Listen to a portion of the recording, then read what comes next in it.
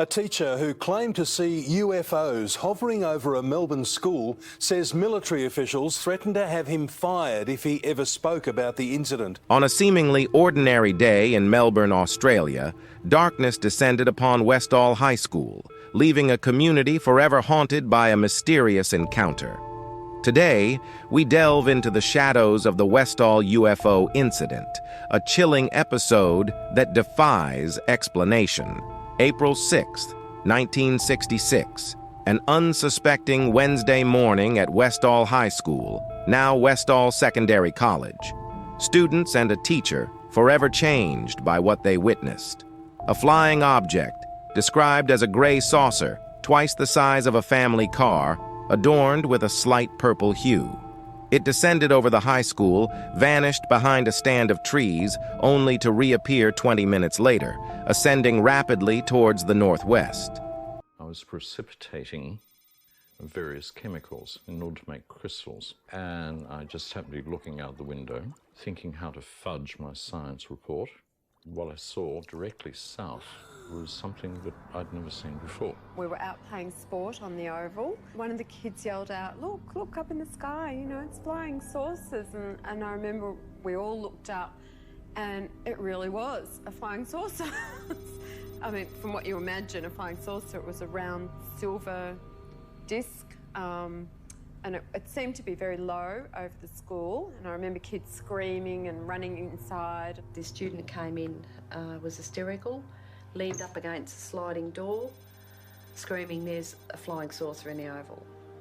And of course everybody started to head towards the door, and the teacher said, "Sit down, it's not recess yet." And a few minutes later the bell went off. Among the witnesses was Andrew Greenwood, a teacher at Westall High School, who, for the first time, dared to speak about the haunting encounter.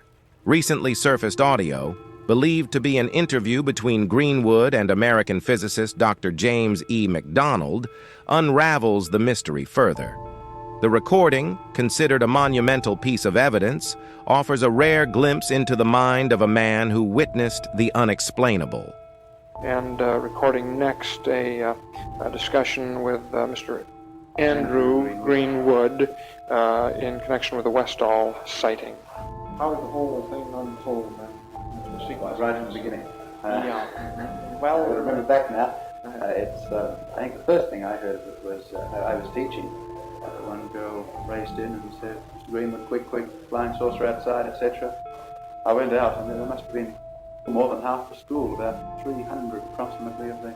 The object was still airborne then? Oh yes. We were never sure at any stage that it was anything else but airborne. I observed the object that everyone was looking at. It took me a while to see it. Coming onto autumn, blue-grey sky, I couldn't see it immediately. As everyone saying, "It's there, you're blind." So I only picked up what they were looking at.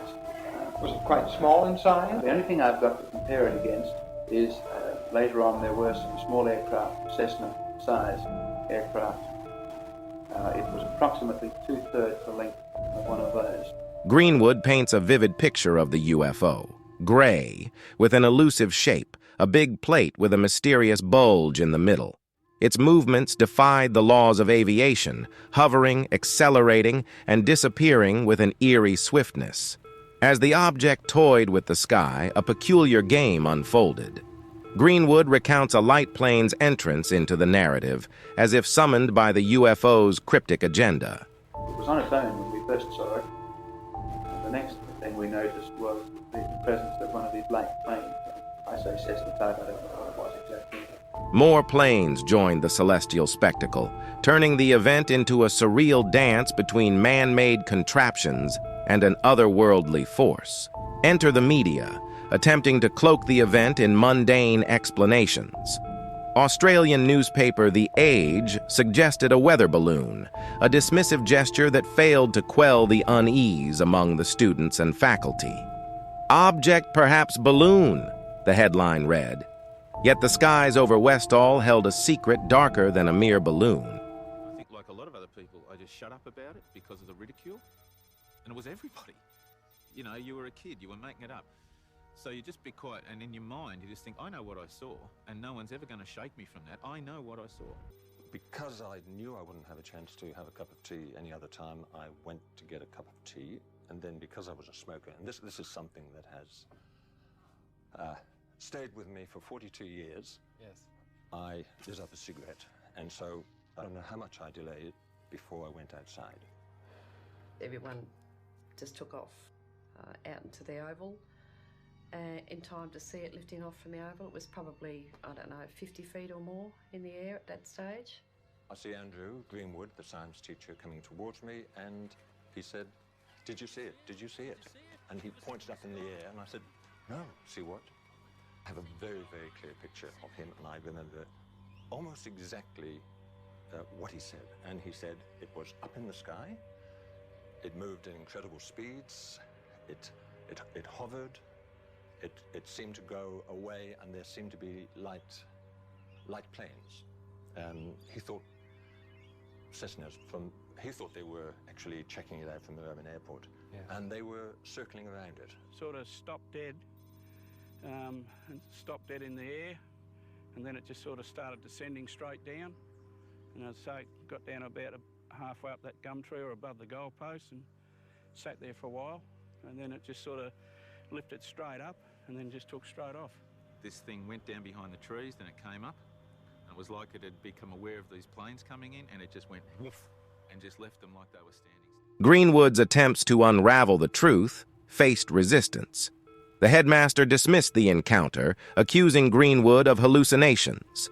The Royal Australian Air Force, too, faced rejection, as the school closed its doors to any discussion of the inexplicable. Headmaster, is this a woman or a man? Man. What's his name? Frank Sambleby. He's the one who seemed to be quite influenced by some pressures to keep things quiet, or was this his own? Well, I think it was probably whether or not he was influenced by some pressures or not. We know the Air Force came to the school.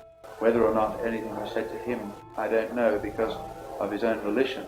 He is rather, I can believe that he would say this sort of thing. He's one of these people, this is possibly how you can describe it, is that he's one of these people that runs his school on the book.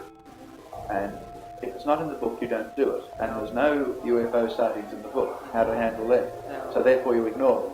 At the time, there were a lot of claims that the government was trying to get people to stop talking about the sighting, along with several witnesses saying sharply dressed men in black suits visited them and warned them from speaking about the incident. Despite over 300 people seeing the light planes in the sky with the object, the closest airport, Moorabbin, denied having any planes in the sky at that time. Intriguing me most was the Moorabbin Airport plane. One only has to sit beside Moorabbin Airport, the road that leads beside it, and watch the planes coming in and out, and then listen to their claim that there were no planes in the air. It was no figment of our imagination or anything. Yeah. We could see it, no doubt about it. And it looked real. It was hard to explain what I mean by this, but it didn't look as though it was a reflection or anything like this. It looked real. As we delve into the shadows of the Westall UFO incident through the eyes of Andrew Greenwood, one can't help but feel the weight of the unknown pressing upon us. The echoes of that April day linger, reverberating through time, leaving us with more questions than answers. The truth remains elusive, obscured by the veils of official denial and faded memories. Was it a mere weather balloon, as some claimed? Or did the skies above Melbourne truly host an encounter beyond our comprehension?